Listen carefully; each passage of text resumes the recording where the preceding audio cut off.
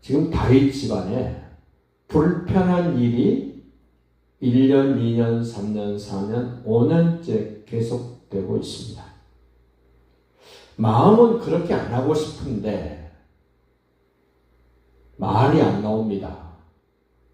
어떻게 하면 좋을지 좋은 방책을 찾지 못하고 있습니다.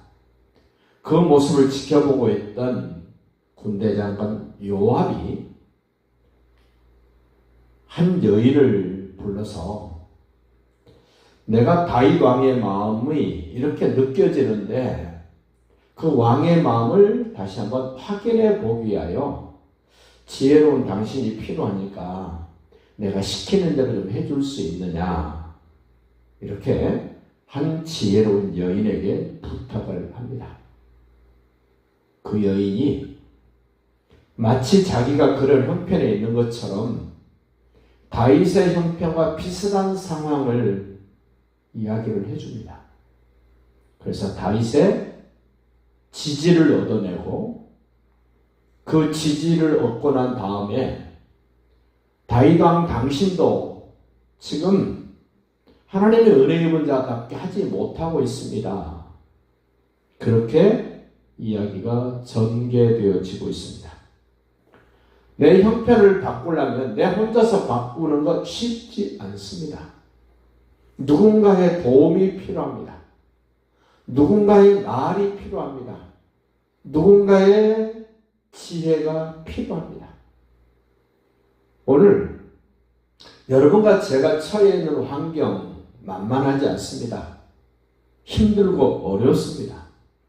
나도 고통스럽고 당사자인 그 식구도 고통스럽고 그것을 지켜보고 있는 주변의 사람들도 고통스러운 것은 매 한 가지입니다. 특별히 나를 잘 알고 있는 어떤 사람이 무슨 말을 해줄 때 우리는 들을 수 있는 귀가 있으시기를 바랍니다. 말로 어떤 문제를 풀어가는 것 가장 좋은 방법입니다. 말로 해서 풀어지지 않으면 그 다음에는 어떤 압력이 가해지기 시작합니다. 그 압력은 여러 가지로 나타날 수 있습니다. 건강의 문제일 수도 있고 재정적인 문제일 수도 있고 어떤 인간관계 속에서 나타나게 되는 정말 중압감이 느껴지는 그런 일들이 될 것입니다. 오늘 그 12절 보십시오. 사무엘하 14장 12절 여인이 청하건대 당신의 여종을 용납하여 한 말씀을 내 주 왕께 여쭙게 하옵소서. 지혜로운 사람은 말로 환경을 바꿔갈 수 있는 탁월함이 있는 그런 사람입니다. 우리 모두는 하나님이 주시는 지혜로 어떤 어렵고 힘든 환경을 말로 풀어갈 수 있는 지혜를 하나님께 구하셔서 그 지혜로 힘들고 어려운 일들을 넉넉히 바꿔가며 승리하는 그런 복된 인생이 되시기를 예수님의 이름으로 축복합니다. 13절 봅니다. 여인이 이르되 그러면 어찌하여 왕께서 하나님의 백성에게 대하여 이 같은 생각을 하셨나이까? 내 아들 둘이 있었는데 그 두 녀석이 들판에 있다가 싸워서 한 아들이 다른 아들을 죽였습니다. 우리 동네 사람들이 그 형제를 죽인 내 자식을 마땅히 사형에 처해야 된다고 이런 야단이 지금 벌어졌습니다. 나는 내 아들 둘 다 잃고 싶지 않습니다. 딱 다윗이 처한 입장입니다. 자, 15절로 가보십시오. 이제 내가 와서 내 주 왕께 이 말씀을 여쭙는 것은 계속 이 지혜로운 여인이 다윗에게 하는 말 들어보십시오. 제가 말씀을 드리고 싶습니다. 말씀을 드리고 싶습니다. 그렇습니다. 여러분과 저의 우리 주변의 모든 사람들의 문제를 풀어가는 가장 좋은 방법, 대화하는 겁니다. 말을 하는 겁니다. 말을 하게 하고 말을 듣는 것입니다. 가장 하찮은 일 같은데 가장 중요한 일이 대화하는 겁니다. 말을 하게 하고 말을 듣는 것입니다. 16절 보십시오. 왕께서 들으시고 나와 내 아들을 함께 하나님의 기업에서 끊을 자의 손으로부터 주의 종을 구원하여 주실 줄로 알았습니다. 말로 문제를 해결해 갑니다. 그러자 다윗 왕이 아무리 생각해봐도 아무리 지혜로운 여인이랄지라도 저 여인의 머리에서 이런 일을 진행할 사람이 아닌데 어떻게 이 여인이 나의 속마음을 이렇게 깨뜨려 보고 있었을까?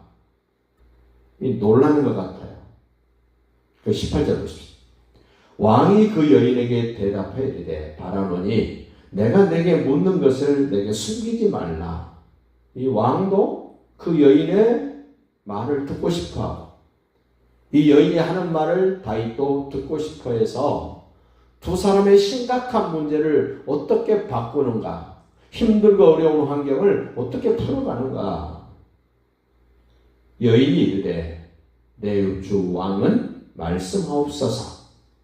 왕이 이르되 이 모든 일에 요압이 너와 함께 하였느냐?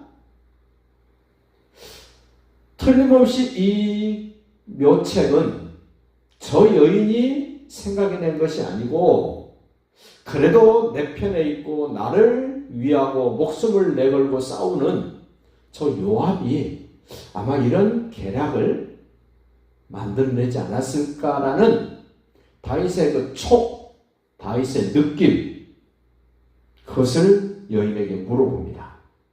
그러자 이 여인 하는 말 들어보십시오. 여인이 대답을 합니다. 19절 중반절로 갑니다. 내 주 왕의 살아계심을 두고 맹세하옵나니 내 주 왕의 말씀을 자로나 옮길 자가 없으리라고 생각해서 말씀을 드리는데 왕의 종 요압이 내게 명령하였고 그가 이 모든 말을 왕의 여종의 입에 넣어주었습니다. 아멘. 요압이 저에게 이렇게 말하라고 요압의 생각, 요압의 그 묘책, 그 내용들을 제 입에 요압이 하나씩 넣어주었습니다. 그 말은 요압이 지혜로운 이 여인을 신뢰했다는 겁니다. 의지했다는 겁니다. 하나님께서도 수많은 선지자들을 이 땅에 보내십니다. 성경을 기록했던 17명의 선지자들이 있습니다. 그 사람들에게는 하나님이 믿고 말씀을 그들의 입에, 그들의 마음에 넣어주셨습니다. 마치 요압의 생각을 이 지혜로운 여인의 입에 넣어준 것처럼 하나님은 여러분과 저를 믿고 저와 여러분의 마음에 입속에 넣어주셨습니다. 이 지혜로운 여인이 요압이 넣어준 말을 가지고 다윗 왕에게 가서 그 말을 조근조근히 내놓은 것처럼 하나님께서도 우리를 누군가에게로 보냅니다. 만나게 합니다. 그 사람의 환경을 바꾸도록, 그 사람의 인생을 바꾸도록, 그 사람의 영원히 사는 그곳을 바꾸도록 우리를 보내셔서 만나게 하십니다. 20절 보십시오. 이는 왕의 종 요압이 이 일의 형편을 바꾸려 하여 이렇게 했습니다. 왕의 형편을 바꾸려고 이렇게 당신의 종 요압이 이렇게 했습니다. 우리도 기억합시다. 하나님이 여러분과 저의 형편을 바꾸게 하여 말씀을 가지고 있는 사람을 보내셔서 말을 듣게 했습니다. 그 말을 받아들이고 인정하면 우리의 환경은 바뀝니다. 21절입니다. 왕이 요압에게 이르되 내가 이 일을 허락하였으니 가서 청년 압살롬을 데려오라. 3년이라는 세월을 극복하는 일이 되었습니다. 심히 불편하고 힘들었던 일이 해결되는 현장이 만들어졌습니다. 24절 보십시오. 왕이 이르되 그를 그의 집으로 물러가게 하여 내 얼굴을 볼 수 없게 하라 하매 압살롬이 자기 집으로 돌아가고 왕의 얼굴을 보지 못하니라. 환경은 해결됐습니다. 형편은 바뀌었습니다마는 온전히 회복되지 않았습니다. 시간이 필요합니다. 또다시 만남이 필요합니다. 우리도 주님 안에서 맡겨주신 말씀을 믿고 나에게 넣어주신 말씀을 전해서 그들의 형편, 우리의 형편이 새롭게 되는 날 되시기를 예수님의 이름으로 축복합니다.